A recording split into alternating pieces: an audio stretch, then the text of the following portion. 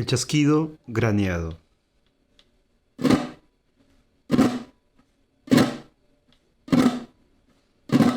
Los dedos anular, medio e índice atacan uno tras otro y la palma apaga.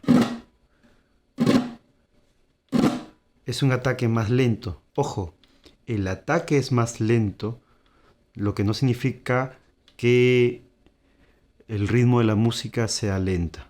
Aunque este ataque es para las músicas lentas, pero a veces las aplican en músicas rápidas, lo cual hay que acelerar un poco el ataque.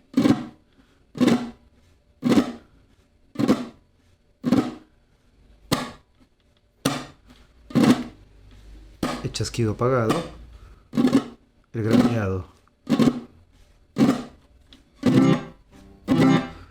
En todo caso, abierto. Graneado abierto. Graneado en chasquido. A manera de chasquido.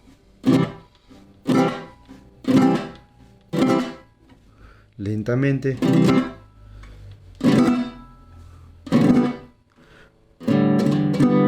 Lentamente.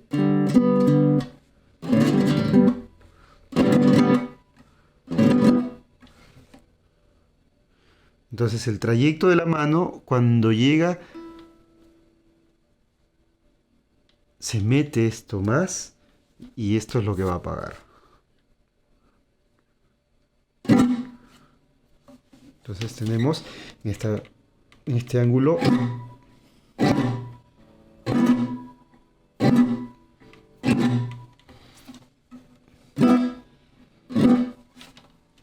tenemos en este ángulo